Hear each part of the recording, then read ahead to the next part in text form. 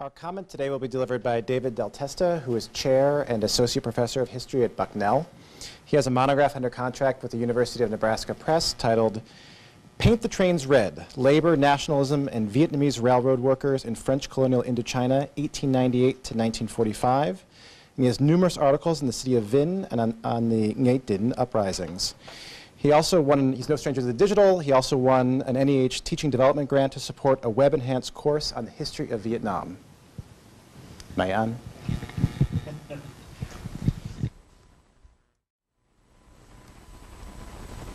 Good afternoon. I have to say I was flattered and very much appreciated the opportunity to serve as commentator for this panel, because I myself have struggled with for quite a long time, but also enjoyed the fruits of the labors of learning about these digital tools, applying them to my own work. Most importantly, I think here, both authors implicitly and explicitly observe how much time it takes to master the use of the tools, to incorporate and make appropriate the data that they find. But fortunately, these tools have become easier to use, in particular some of the statistical analysis software. I, too, have spent many lonely nights geo-rectifying historical maps, creating data tables, and matching those tables and maps. But the important thing, I think, here is these are paradigm-shifting results that you see. And I think that they're done right, done well. We are on the cusp of a whole and new and fruitful period of reanalysis that will apply not just to a few specialists, but very broadly. And I think that we have two leaders here today for that process. Okay? So this is where we find ourselves today, at a point of shifting paradigms and with our leadership in front of us. Teaching these tools, such as Gephi, which is a network analysis software, and ArcGIS to my own students in my own small way, and beginning to teach the criticality associated with the use of those tools. Because remember, what you're doing is you're putting a box, a different kind of box around your data than may have previously been there. And you have to ask questions about why you're putting that box there, how you're doing it, and so on.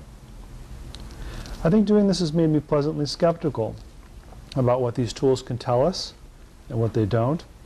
And it's from this perspective that I wish to visit Ellen's and Christopher's works in progress here today.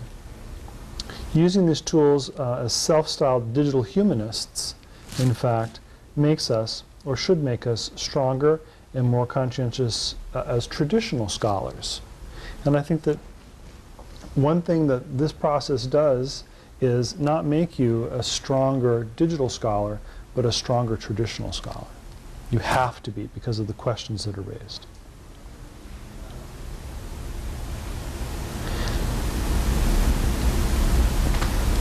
We are being taken beyond the earlier traps of the late 1970s, heavy quantitative social science approaches to history that result in, and I think they both identified, the factor of collaboration, the factor of public sharing, and the visualization that earlier approaches lacked.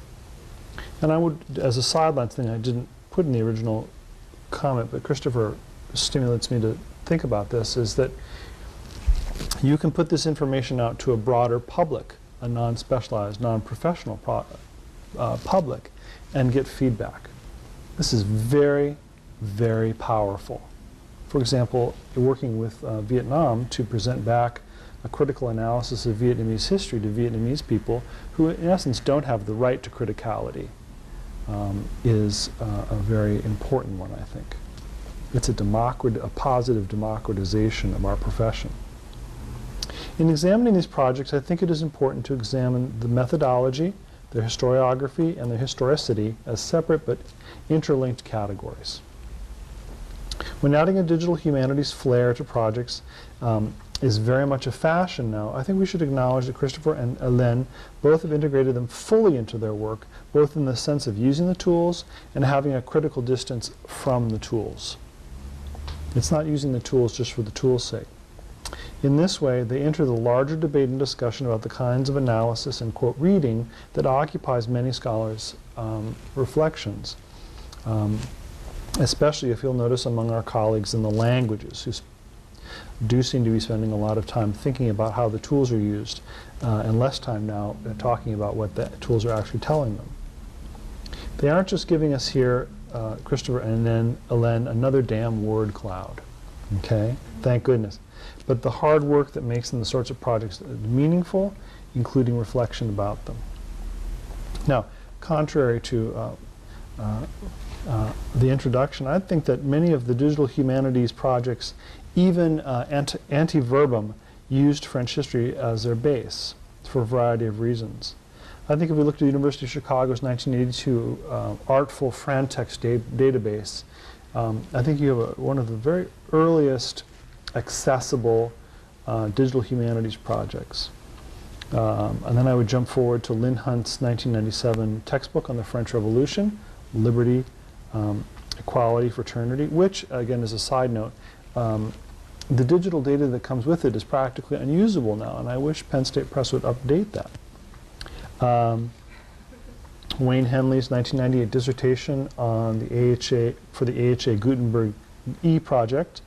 And more recently, I think we may all be familiar with the 2009 Visualizing the Republic of Letters project, which I think is very important as an example, but then also broaches a lot of questions about, well, okay, we can see where Voltaire wrote, but what does that mean?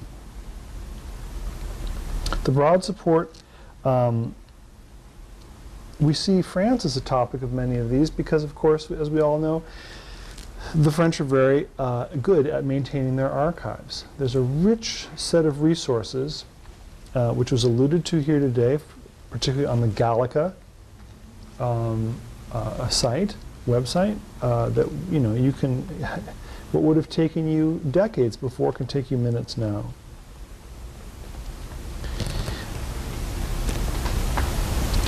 What is key is that they begin to show us today the hard labor in analysis and some points of conclusion, which is the point at which many digital projects founder. Okay, many people do an excellent job of showing visualization and drawing connections, correlations, but don't talk about what they mean. Deploying technologies of mass assemblage and analysis or panoramic display, as these two projects definitely do, amplifies the quantitative nature of projects that indeed rest firmly in qualitative appreciation of the actions of historical subjects and their will. Advocating for relief aid, seeking to move to be closer to a publisher, and so on. In Christopher's paper, we learn about the tendency of individual actors faced with a disaster to represent their disaster-stricken world in particularly qualitative ways that we identify in a quantitative fashion. And what's curious here, I think, is the interplay of people at the time with their own sort of social science craze, obliterating the individual through social science methods. And at the same time, Christopher using social science methods to reintroduce their individuality. And I find that particularly interesting and I imagine a good source of reflection. This leads me to a question or two, though, I have about his particular approach. In Hélène's work, we can observe a kind of swarming of authors around particular poles of interaction in particular ranges in Paris based on sentiment and calculated strategies that we would not otherwise see if we did not visualize them through maps. But the actors and places are reduced or even effaced as points on a map.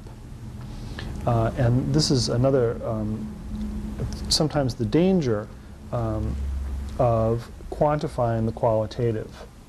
What I'm trying to say is that representing historical actors' behaviors through these tools has a reductive quality, but I can see that Hélène and Christopher have a sensitivity to that situation. And especially in Christopher's case, may see it as a kind of meta-narrative of the relationship of observers of the 1891 hurricane in the past and disasters and disaster response that have happened much more recently in our present, potentially as inevitable. So there's a larger question that we have to approach. I have more minor comments that I'll share with the authors individually.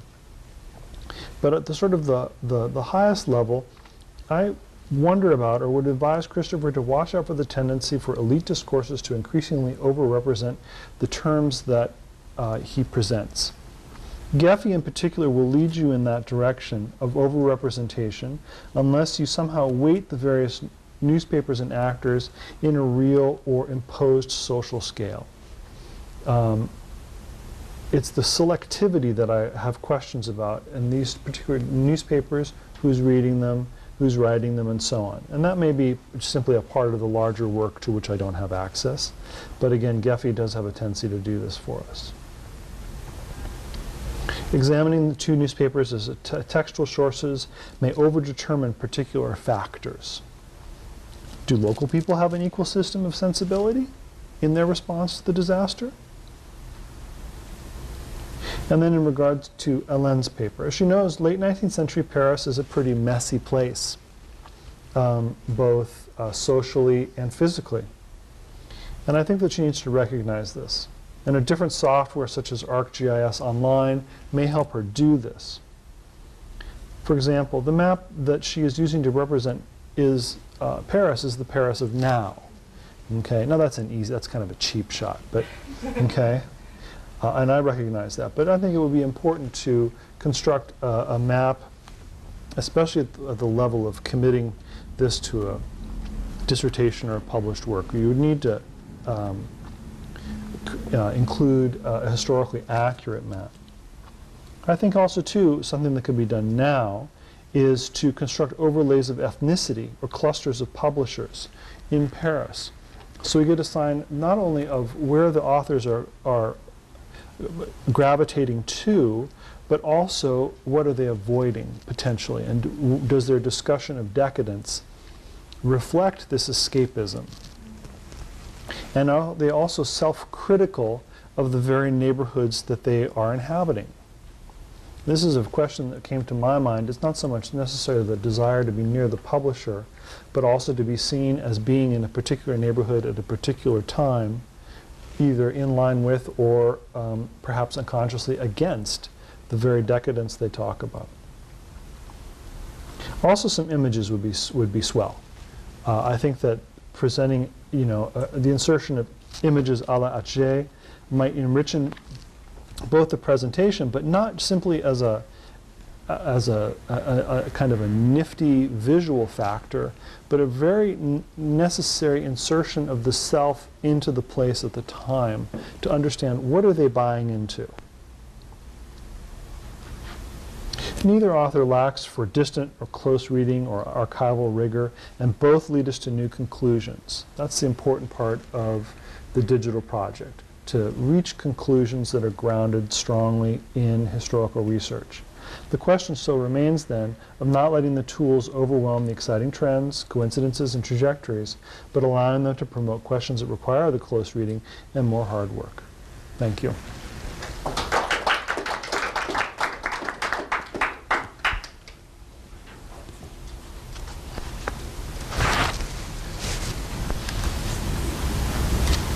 Now we have plenty of time for questions. We have about 30 minutes to go, so please have at it.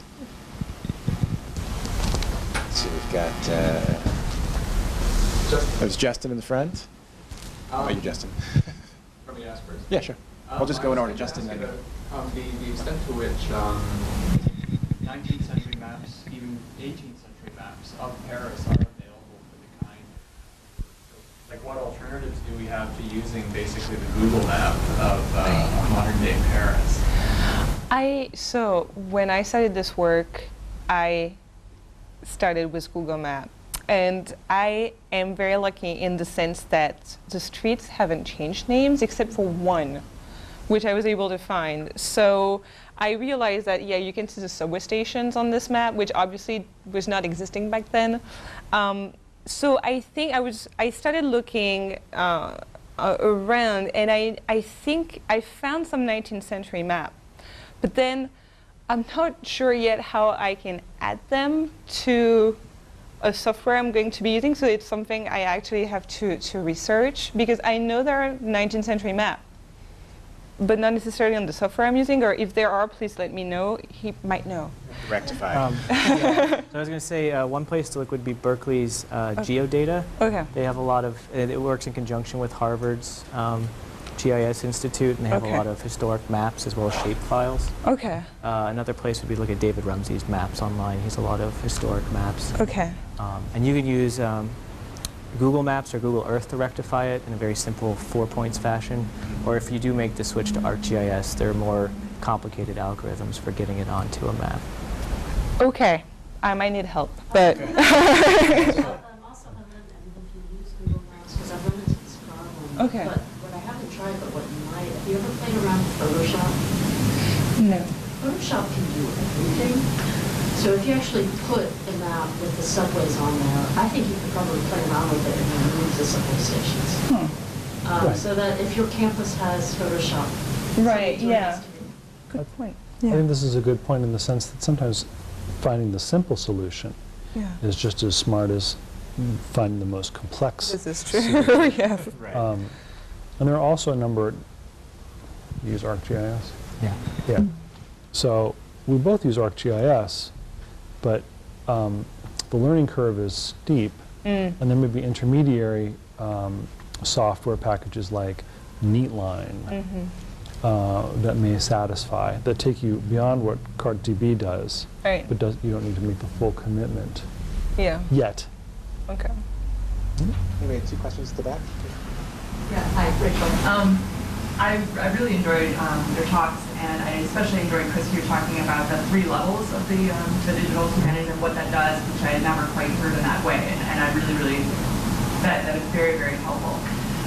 So since OCR data wasn't working, are you implying that you and your research assistant manually entered all the data? It was all typed in? Yes, it was. She can speak at length to it, yeah. Thank There's you. a lot of manual labor. Yeah. But that's where I was talking about crowdsourcing solutions. So like Amazon's Mechanical Turk, where you can go online and you could put snippets of it, and you can actually set it up so you can do basically an approximation of double key reentry. So they're called workers, but multiple people will go in and transcribe it, and then you can cross-check them for accuracy. And you pay essentially by the piece. There's also a new crowdsourcing platform out of Berkeley, actually, called Manpower, that's right now looking to partner up with academic institutions and carry out research projects. And just as a little plug for the Center for History New Media, we have a platform called Scripto, which is a collaborative transcription. Great. Sean, can you pass the microphone? Absolutely.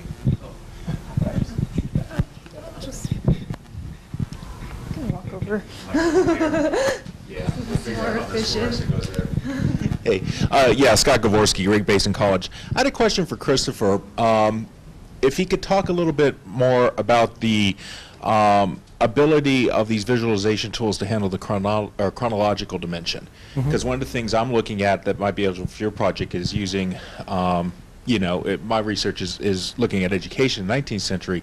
The people running the schools locally aren't talking about the same stuff that they're talking about in Paris. And it'd be wonderful to see with these cloud maps how that's shifting over time. At any given point in time, 3 months after the disaster, are they saying the same thing in Martinique that they are saying in Paris about this and how this matches?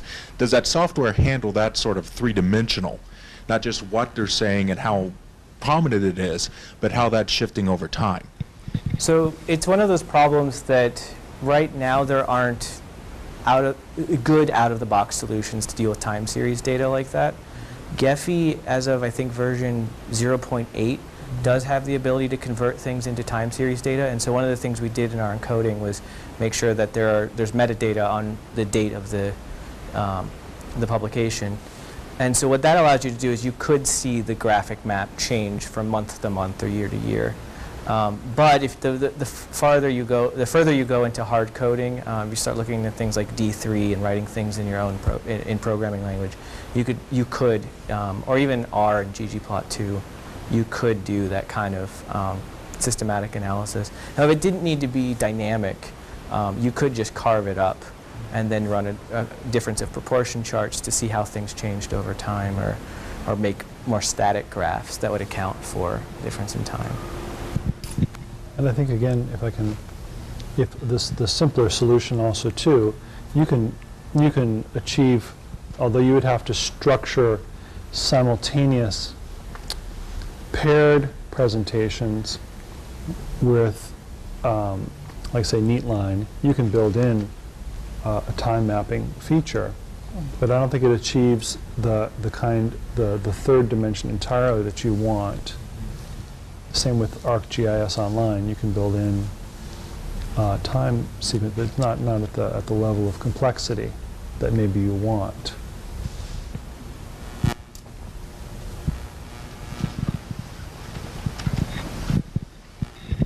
I'm curious about the thought that you've both given towards publication and how you envision some of this material coming into a published format. Are you thinking about working towards digital publication, or do you still envision the traditional print book?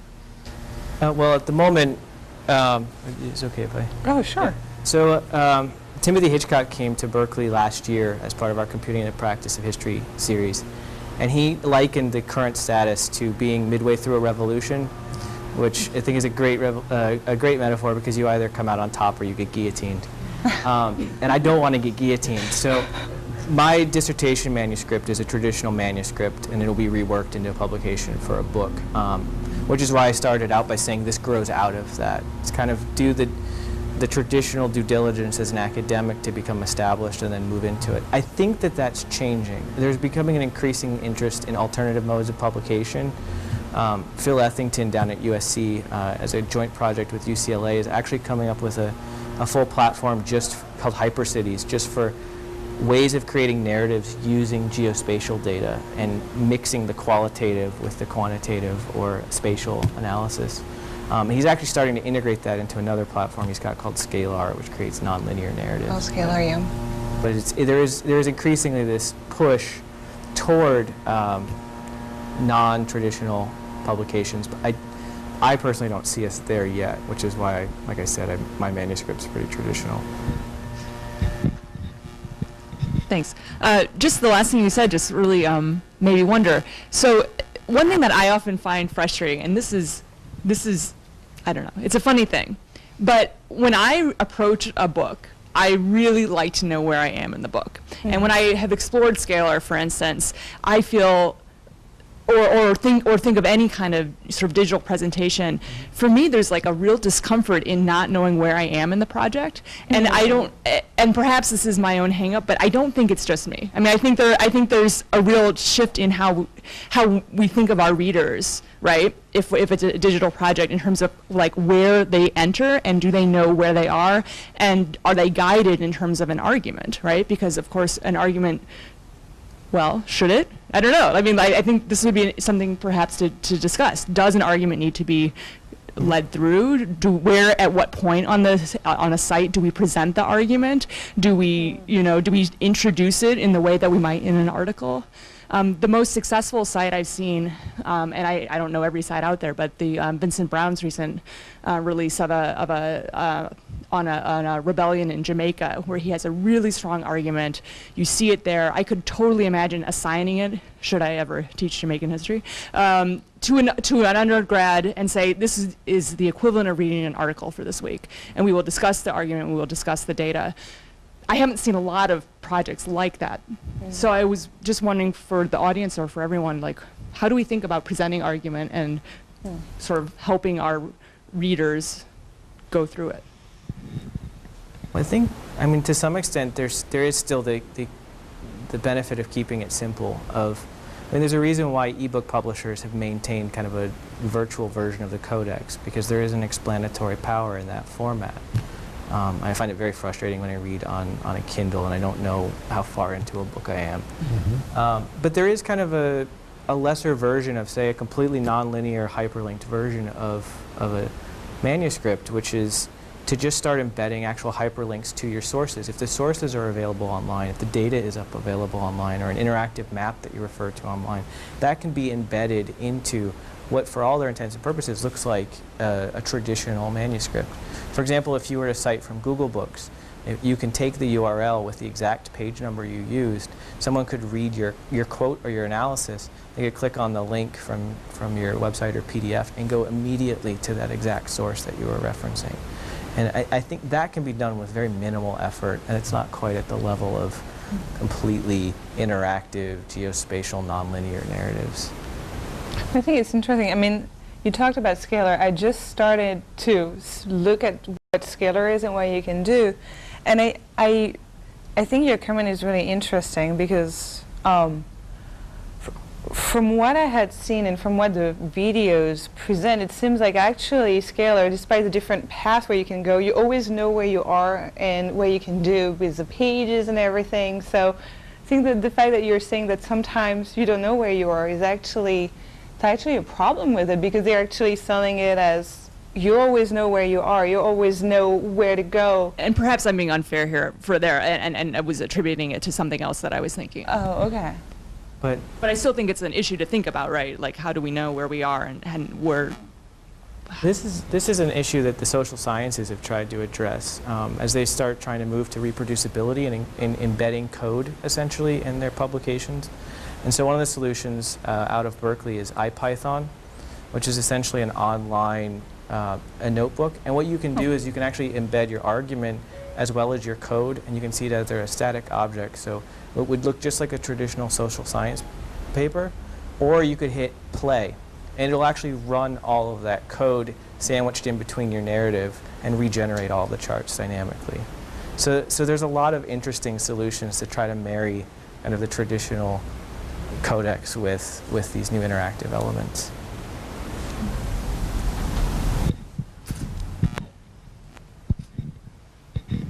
I want to push that back a little bit further, though, in terms of what I think Rachel was suggesting about sort of the grand argument in a book versus the smaller bits of that argument that get built up throughout the book. And is there a way in which we can think about how some of these sources can allow us to play with that traditional structure we've had, where you might be able to enter the book at certain points where you can engage with certain smaller parts of the argument, but if you do that, you know, where does that overarching argument come from then?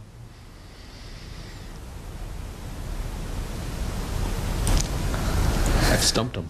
Well, I do think it's tricky too, because in part what you're, especially the ethic of sharing is, of course, just inviting people to make their own arguments, inviting them to add, inviting them to rethink it. But then, you know, another thing we like to do is make our own. Well, and people do that with traditional books, right? You know, I mean, Marx or whoever will make an argument, and then whoever comes next reworks it to make their own revolution, and you know, so that wouldn't be anything new. I would say in some ways the late 19th century was ahead of us on some of this because they provided pièces justificatives at the end of their sources. You know, they would provide you with the sources at the end of a monograph, which is something that we no longer see. But I mean, this kind of idea of hyperlinking your sources in, I think that would solve some of this problem. Well, I think it also gets to a question of sort of the fragmentation of data. I mean, there's been some stuff that's looked at, you know, internet surfing tends to, people don't read a linear narrative and argument, they sort of jump in at the middle. And sort of reconceptualizing this, and I'm thinking about this in terms of, you know, undergraduate teaching, which is very hard. They're not going to read an entire thing by Marx and then read an entire thing by somebody else and put together those two arguments. But if we could come up with some way to visualize it where they could take an entire argument, zoom in on a part, and zoom back out, if I could use that language, I think that might bridge that gap, but it gets away from a linear argument. And there's been some stuff that's done this in art history, taking a work of art and looking at the elements and then what this adds up to, and replicating that model. So, you know, David's Le Serment de Jeu de Paume, for instance, right? We can zoom in on the three orders in the foreground, the enlightenment shining down, the moral order. But this represents a much larger argument that might be able to be grasped because you can see how the components all fit together.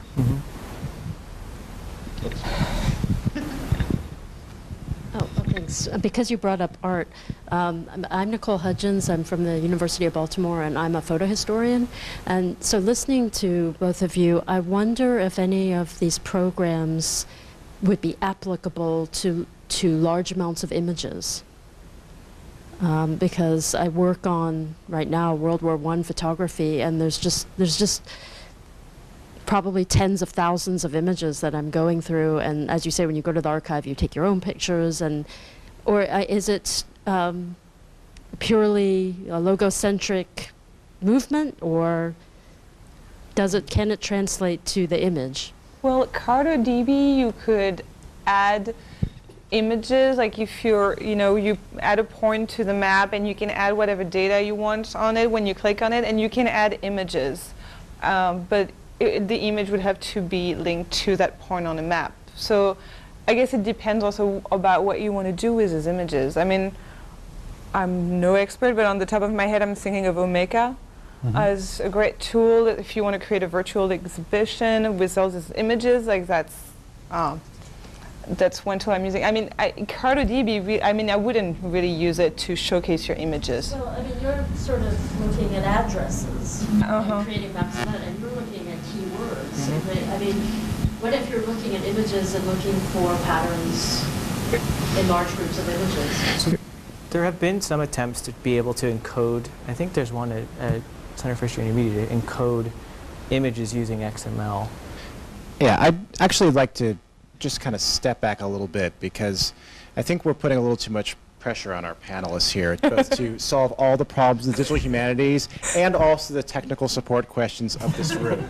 So if I may interject myself at this point as the stuffed shirt in the room, as the chair of the panel, I'd like to rechannel that energy into asking our panelists maybe to talk a little bit about how they've gone about developing the technical skills necessary to work on their own projects, the kinds of collaborative networks they've had to develop to get this work done. We obviously know we have a research assistant in the room, but there's obviously a much broader set of skill building attempts that you've done and people that you've met and worked with. So if you could tell us a little bit about that, that might be really helpful for the rest of the audience.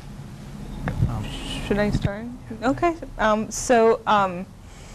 For me, my own story is that the way I started this project is that I was reading in the history of French publishing a little paragraph on the importance of location. It was like 4 or 5 lines, and I thought, this is so important. And then I started using Google Maps because that's all I knew. And then very quickly I found out that it was very limited. And so then I met with one of our librarians that I know works a lot in digital humanities, and she directed me towards Gephi and CartoDB and ArcGIS. And then I met with her, and then I worked on this on my own. I am lucky this year, I'm a graduate assistant in the publishing and digital curation at Penn State.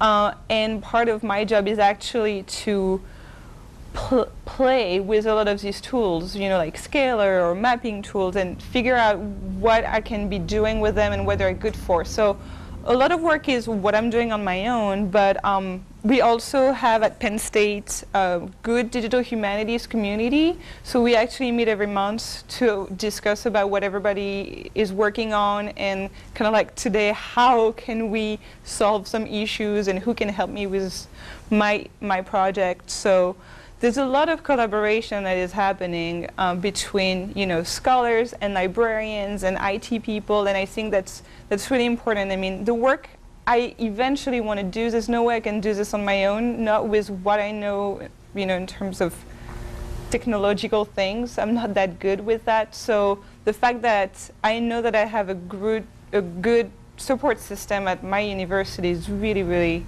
a tremendous, I don't know, good thing. I'm sorry, I can't think in English right now. It's a good thing.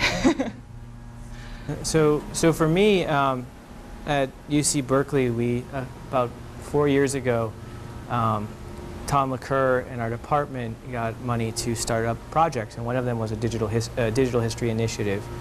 And so out of that came a position called the Digital History Coordinator.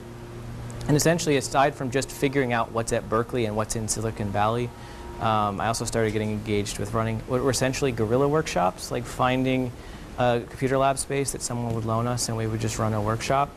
But then also out of that grew a working group, a digital humanities working group, which brings in people from the libraries, people running different kinds of projects like the Letters of Mark Twain project at the Bancroft Library, the Oral History Project at UC Berkeley, as well as a lot of historians. There's a lot of interest in historians, particularly at UC Berkeley in this.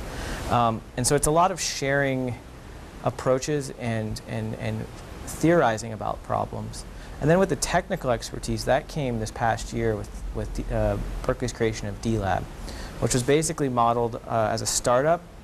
And so there were a 10-person graduate committee of graduate students, myself included, who are actually tapped on the shoulder to kind of help build something that had received funding on a shared services model. And now it runs 30 workshops a semester and brings in people from all over campus.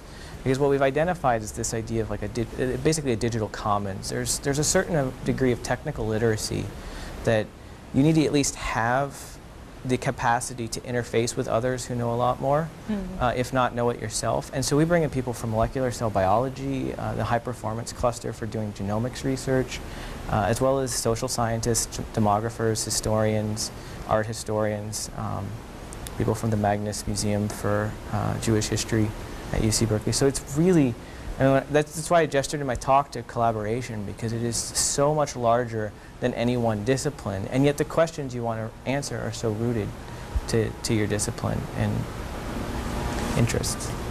I think what's really exciting about the collaboration and Nicole's question is not about, Nicole's not asking like, where can I get somebody to do this for me? It's where can I learn how to do this?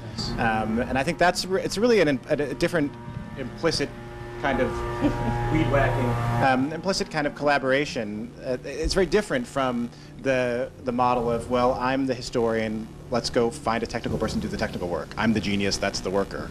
And I think that's really exciting, and it's a real change, I think, from even just a couple of years ago. Are there tutorials for any of these programs? Oh, yeah. I think where we historians have experience with something like that is something that Christopher mentioned, which is statistics, where a lot of us have had to go to a statistician and say, look, I've got some data and I know I can do something with it, but I'm not sure what. Right.